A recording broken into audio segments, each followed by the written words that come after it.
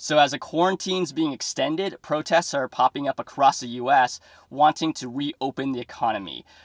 Is there validity in their claim? Is there a right answer to this debate of whether to extend quarantine or to lift the lockdown? And is freedom or safety more important? That's what we're going to take a look at today.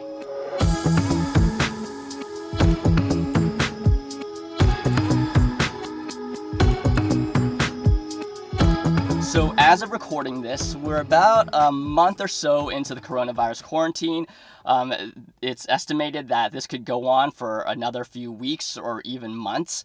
And people are, reasonably upset. They're frustrated of being stuck inside, getting cabin fever. I mean, I'm recording this from inside of a car because it's the only time and space that I can be alone. And people are just eager to get back outside, get back to their normal lives, get back to work. So protests are popping up across the U.S., and we're going to look at whether there's validity behind these protests of reopening the economy, or is it too soon? Do we need to stay in quarantine longer to save lives? Now, first, I want to get a few things out of the way. The majority of these protests and the majority of the protesters are just ridiculous. And this is what I mean. There are people out there who are not wearing masks and gathering together very closely together, not completely ignoring social distancing rules. And it's like they're completely just in denial of any kind of health crisis. There's another group of people who are extremely vain about it. In terms of protesting to reopen the economy, they're wanting to reopen the economy so that they can get their haircuts and go to restaurants and go golfing. Okay. And then there's people who are out there with AK-47s and other guns for some reason, because this is an anti-lockdown protest, but we need to carry our guns to claim our Second Amendment rights or something like that. I mean, somebody did say to liberate a certain state and to liberate their Second Amendment. So, and then finally, some of the worst are the people who are harassing nurses at these protests. Nurses who are working day in and day out. They're tired. They're on the front lines trying to control this disease, trying to help people and doing the best that they can so that we can stay safe and eventually return back to work. And yet these people are just completely, yelling at them, degrading them. So they are just, to be honest, horrible people. So that aside, there is, I believe, a reasonable claim to want to reopen the economy, because it's not just about money, it's about jobs. So people are unable to work and they're losing their jobs. And if they're losing their jobs, eventually they're not going to be able to provide for their families. They're not going to be able to put food on the table. And then it becomes a quality of life issue. How long can we extend having a lower quality of life that continues to drop and gets to the point where a large portion of people are unable to provide for their basic needs? So what's that balance? And before we answer that, we kind of have to step back out a little bit. So this is really a conversation about freedom and safety. Freedom being the ability to think, say, and do whatever you want, and safety just being able to be secure and free from harm. Now, they may seem initially opposed to each other, because the more freedom you have, the less safety you have. The more free that you are, the more potential there is for people to harm others, and so then there is a reduced safety. But the more safe you are and more secure you are, that means putting rules on what you're able to do and what you're not able to do, and therefore limiting your freedom. And so it seems like freedom and safety are always like pushing against each other, where if you have one, you can't have the other. But the reality is that freedom and safety are actually interconnected, and they depend on each other, because you can't have freedom without safety. And the thing is, in all these protests, not only in this whole quarantine lockdown debate, but in every debate throughout history, has always been about freedom and safety in terms of governance. And freedom it's always spoken in terms of absolutes. Like, which do you value more, freedom or safety? But they depend on each other, because if you can't have absolute freedom, because with absolute freedom, that means you have the freedom to hurt and kill other people, reducing their safety, but then it also reduces their freedom, because if you're hurting, enslaving, killing other people, they no longer have freedom. So everybody cannot have absolute freedom. And similarly, everybody cannot have absolute safety, because when to have absolute safety, you would have to essentially be restrained from doing anything at all. And if you're restrained from doing anything at all, the person or body that's restraining you has the potential to then harm you, and you're probably being harmed in that process. So there is no absolute safety. So freedom needs safety to be free, and safety needs freedom to be safe. So every time this debate comes up, there's often a quote by Benjamin Franklin that's taken completely out of context. So let me read it here. "Those who would give up essential liberty to purchase a little temporary safety deserve neither liberty nor safety." And this quote will be used anytime there's a debate over liberty and security or safety. And it's usually made in the argument of like the founding fathers said that freedom and liberty are most important, because if we give up any of that, even an inch of liberty, then we don't deserve liberty nor safety, or we won't get either. But this is taken completely out of context, because the context of this is basically paying taxes to get protection.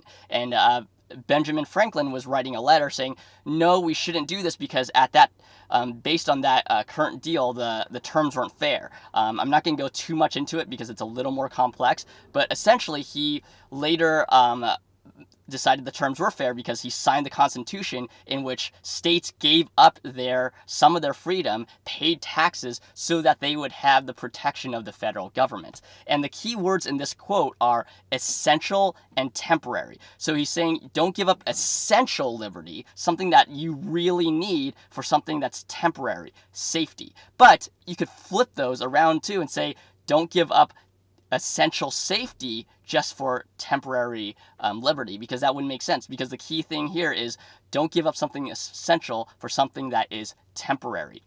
And so with this balance, you have to determine how much are you willing to give up to get some of something else. So how much freedom are you willing to give up to get the required safety that you actually need, and vice versa. And in a society and with a governing body, that's what government is really trying to decide, is what's the correct balance between freedom and safety that offers the most freedom and the most safety to the most people. So let's take this theory of freedom and safety into practical application. Driving. We love the freedom of driving, but we don't have the freedom to drive wherever we want. You can only drive on streets. You can only drive in certain directions. There are limitations on how you drive. There are limitations on how fast you can drive. There are limitations on when you're able to drive. And generally, we all accept those limitations on our freedom. We agree that people should not have absolute freedom to drive as fast as they can wherever they want. We understand that that would be ridiculous, because that would reduce our safety and reduce the freedom of other people to be able to drive.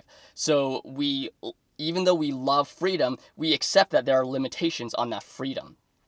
But at the same time, even though we value security and safety, so we put speed limits to prevent people from going too fast. We require people to wear seatbelts. There are traffic laws and traffic lights that people have to obey to keep everybody safe. There are also limitations on how much we're willing to sacrifice our safety. So in 2019 alone, there were over 38,000 people that died from car accidents. Now, here's the thing. We could reduce that number significantly by, say, cutting the speed limit in half. So on highways, you can only drive, say, 30 miles an hour. And on side streets, you can only drive, say, 20 miles an hour.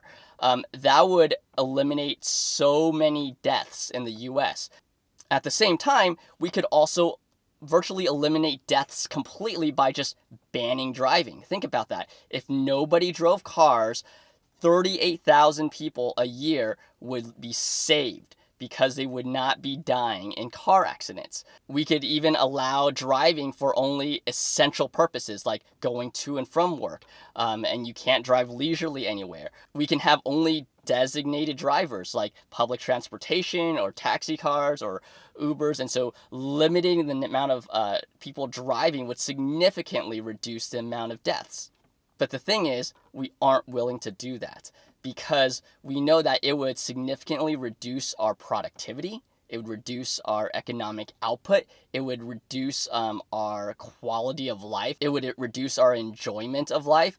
Basically, we are saying that there is a value on life, and there is only so much that we will be able to tolerate in terms of safety versus preventing people from dying. Now let's take this a step closer to the current situation. Every year, tens of thousands of people die from the seasonal flu. Estimates range anywhere from 30,000 to 60,000 people. Now, if we just went into a quarantine mode every flu season, it would significantly reduce the amount of deaths. But we don't do that because we also place a certain value on life. We're not willing to give up certain freedoms and certain conveniences in order to save those lives. So with any other issue, when it comes to laws and governance, there's always a balance of freedom versus safety. There's no absolute of saying freedom is the most important thing in the world and we must protect freedom at all costs. That just doesn't make sense. Nor is there safety at all costs. We must protect and value human life at all costs because that doesn't make sense either. That's not practical, and it's not how we actually live. We actually do put a specific value on human life and how much we're willing to pay for it. So the anti-lockdown protests and their argument don't make complete sense because they argue for freedom and less government control, but the reality is they're okay with government limiting their freedoms of other people in all other areas of life. It's just that you don't like government limiting freedom in this specific area because it's inconvenient to them. But on the flip side, the arguments for extended quarantine until everyone is safe, and the arguments for not putting a price tag or a value on how much a life is worth also does not make sense and is impractical because the thing is, there is a price tag on life. We live that way in every other areas of our life. We're willing to accept a certain amount of risk for people dying in return for certain freedoms and conveniences. So the argument that we can't put economy over life doesn't really hold up. So the question is, how much are we willing to lose in terms of our economy, and how many people are we okay with dying? So here are better arguments for both sides. In arguments for quarantine, we have to accept the reality that people will die, and there's a certain level of acceptable deaths in the country, whether we like to say it or not. We've already established we live that way in every other aspect of our lives. We have to apply the same concept here. So the argument here is the initial argument in that we know that a certain number of people are already going to die, and it's trying to reduce that number as much as we can and spread it out as much as possible. That's a whole flattening the curve concept, is that we want to put less strain on hospitals so that they can care for patients, so that they're not overloaded and more people have to unnecessarily die. So the argument is for this fine balance of slowly easing the quarantine so that we can reduce the number of deaths, but also at the same time allow people to start getting back to work. Now, a better argument for reopening the economy is to focus on people's jobs and providing livelihoods, not for conveniences like getting your haircut or going golfing or going out to eat, because that's non-essential. So a better argument would be to identify essential services and to maybe allow other businesses to reopen, in which you can have restrictions on how those businesses operate in terms of how many customers are able to go in, how much space is between people, taking all the health precautions possible, and slowly opening up businesses here and there to allow people to get back to work, but to still maintain a safe level of caution and social distancing, acknowledging that there's still a health crisis. Now, that just becomes a lot harder to manage than shutting businesses down completely, because you can't go to every single business and see if they're adhering to the rules. That's where you have to rely on businesses and people to voluntarily social distance themselves, to voluntarily take health precautions. But the reality is, as we've seen through these protests, people will not voluntarily do anything. And that's why rules have to be in place. That's why these rules came into place in the beginning, because at the beginning of this pandemic, people were asked kindly to refrain from gathering in large crowds and visiting public places, but people still went to the beach and still went to the park and gathered in large crowds. That's why these rules have to be put in place. So the argument that I should voluntarily wear a mask and social distance, I shouldn't be forced to do that, doesn't hold up, because we've seen that people don't voluntarily do that. And so for the safety of everyone, they have to be forced to do that. So a better and more nuanced way of framing this debate is the balance between personal liberty and collective safety. How much of your own personal freedoms that are conveniences and not essential are you willing to give up so that more people can be safe? And on the flip side, how much are we willing to try to put in measures to keep people safe until we start hurting individuals in the long run as a result of these safety measures? And ultimately, that's what a lot of our political leaders and scientists are trying to do and figure out week to week. And what doesn't help that process is when people go out and ignore health and safety precautions, is when people go out and protest just ridiculous things. And it doesn't help when people get into all these dumb online arguments, criticizing and demonizing the other side, and speaking in complete absolutes when the situation is far more complex. Now, within this whole crisis, there are actually a lot of people that are doing extreme good, from people who are on the front lines in terms of their careers. So the medical workers, emergency workers, the cleaners, the people in the food industry, the delivery drivers, so many people who have to go to work every day to keep our essential services running. They're doing a lot of good. And also normal, everyday people who are following quarantine, but doing what they can to help other people in terms of connecting online, in terms of doing grocery shopping for others, in terms of checking in and just volunteering and finding ways to just help and strengthen each other. Those people are making our society better, but they're doing it in silence. Unfortunately, the loudest, most vocal, and most visual people are those on the extremes who are holding up signs and yelling on the streets and yelling on the internet. Now, we live in the age where we've confused with ranting on the internet as action, and we've confused holding up a sign as action. It's not. It's basically you trying to prove your point to everybody else, or you're just looking to pick a fight. If you feel strongly about one side or the other, or you really truly do want to end this quarantine while saving as many lives as possible, ask yourself the question of what are you personally willing to do to help the situation. So that does not mean yell on the internet, and it doesn't mean yell on the streets. It means messaging your political leaders and presenting real practical solutions, making suggestions for how they can either ease this quarantine or put in strategic measures in place that will help people get back to work while keeping people safe. It means that if you're financially stable, you're hiring other people to help perform services that may be needed and that helps them stay employed, or you're just donating and giving them money so that they have some kind of income to help get them through the next few weeks. If you're concerned about saving lives and quality of life, in addition to staying at home, check in on other people, call them and message them and encourage them. Make sure that they're doing okay and do what you can to help them get through this. With this crisis and with a lot of other crises that we face, we often get so self-absorbed in trying to prove our own point that we forget the vast majority of people are suffering and they're just trying to get through. And we get into these debates to try to prove who's right and who's wrong.